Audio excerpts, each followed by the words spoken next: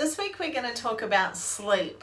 Sleep is so underrated, and generally not just for us menopausal women, but across the board, we tend to not prioritize sleep as much as we should. It's probably the easiest thing we can do to actually feel better every day as a human being, is just prioritize our sleep and get more sleep. So there's a few things we can do to, get our sleep on track. It can be disruptive with menopause symptoms, hot flashes, all sorts of things. So we're going to talk through some of those things, some of the things that you can maybe try and implement to really get that sleeping on track, because that will make a big difference to how you feel and function as a human being. The first thing is your bed and your bedding. Invest in a comfortable bed that you enjoy to sleep in.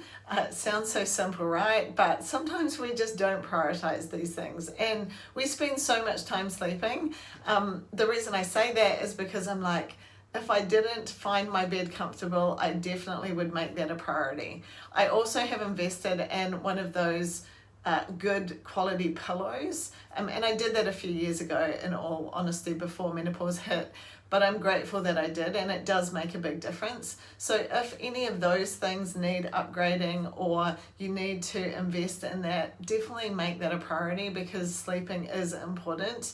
The next thing I'm going to talk about is sleep routine. Now, it sounds so simple and basic, but we actually survive on circadian rhythms. So if we can start creating some sleep habits and get in kind of like in sync with our circadian rhythms, that will help us have a better sleep.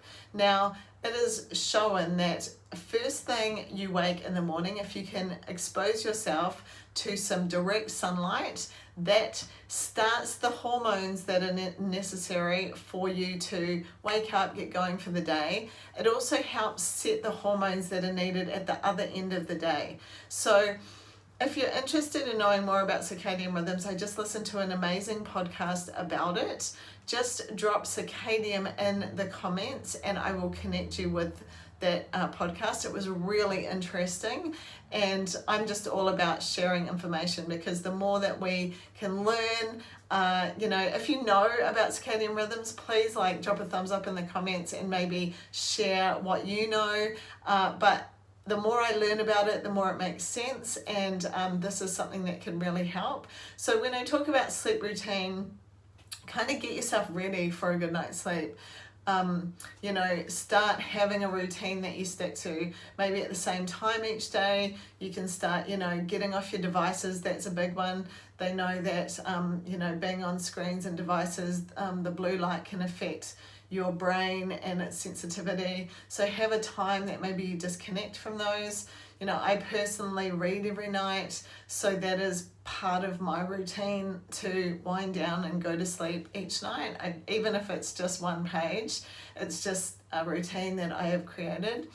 And I tend to do the same things each night, like most people do, brush their teeth, clean your face, those routines set you up for a good sleep routine as well. So think about some of those things. If your brain is really busy, you can look at doing a meditation before bed. That's a really good idea to just help calm your brain down. Personally, I don't meditate before bed, but I find reading does that for me. So when I read, that actually calms my brain of all the other thoughts that I'm thinking about, and just helps me focus on the book that I'm reading, and it seems to work that way. That's just what works for me. So look at your sleep routine, and for some people it might start, a little bit earlier than what you think in the night, and that's okay too. Everyone's going to be different with that. Now, some of us are experiencing hot flushes, and our temperatures are definitely different. So staying cool is a priority. It's winter right now here in Australia, so it is a lot easier for me to sleep when it's winter.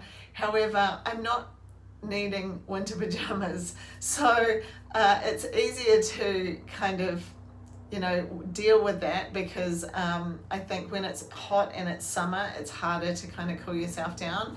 but just look at ways like make sure you've got a fan, maybe invest in air conditioning or an air conditioning unit. I have actually experimented when I was suffering with hot flushes. I'm not at the moment, praise the Lord, with a cooling blanket, if you like. It's like a cooling pad that you can put under your sheet, and I believe there are some other products like cooling sheets and things like that that you could possibly look at investing in if you are suffering with hot flushes, but they can be quite helpful as well, in keeping your body temperature cool. And that kind of goes back to making sure you're drinking enough water through the day as well. You don't want to be drinking a whole lot of water right before bed because it's going to make you go to the toilet at night.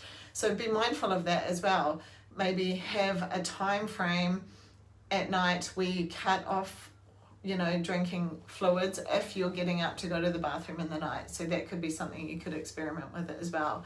Speaking of drinks, we're going to talk about caffeine, because those of us that love coffee, caffeine could be upsetting your sleep as well. So, look at when you're having your caffeine, and maybe if your sleep is disrupted, make sure you're not having it after lunch. So what happens with caffeine is it has a half-life. So if you have a cup of coffee at 12 o'clock, it's still in your body at 12 p.m.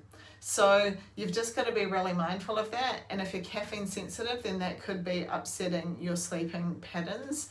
I personally can't have caffeine. It's a trigger for me. And I've spoken about that. There are some triggers that stand out in menopause. Caffeine's one of them. Sugar's another one, which I'll mention in relation to sleeping as well. These are, and carbohydrates, these are things that can actually affect your sleeping as well. So talking about sugar, I'll say avoid it at all costs. I personally don't have a lot of sugar, if any, because it is a trigger for me in menopause. And to be quite honest, if I look at sugar, I might as well just put it on my belly. It just seems to metabolize that way. So I really avoid it. Not a fan of the belly fat anymore now that I've got rid of it. So be mindful of your sugar. And personally, there's some really good sugar-free alternatives these days. So if you have a sweet tooth after dinner, swap it out for sugar-free. You'll find sugar could be disrupting your sleep as well if you're having it after dinner.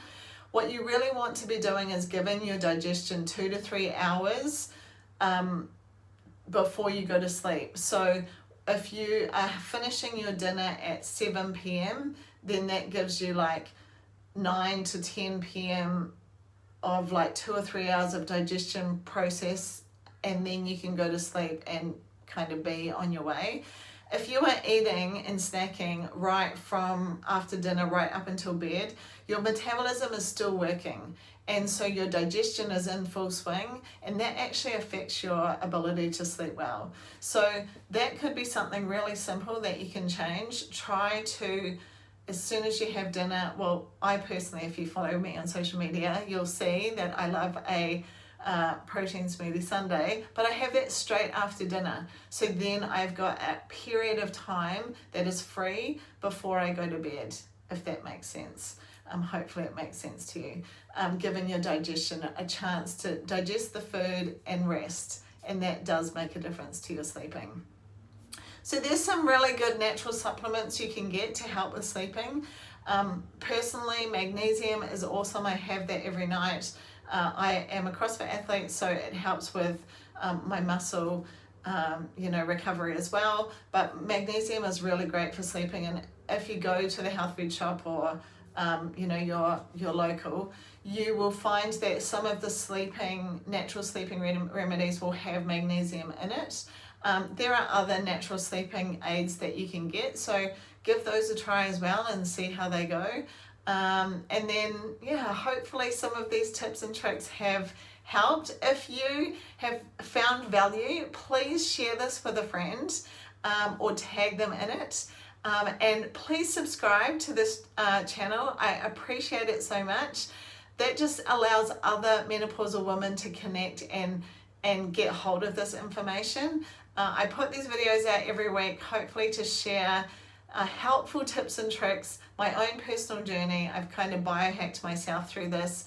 I've gone from having really bad symptoms to now thriving in menopause. I'm not really having any symptoms whatsoever, and that is because I've kind of made a whole bunch of changes. So there's other women out there that want to try and give it a go, doing natural remedies and just trying to change things for themselves like I have too. So by you sharing and subscribing, it just allows other people to find this information too. So I appreciate that. Thank you so much.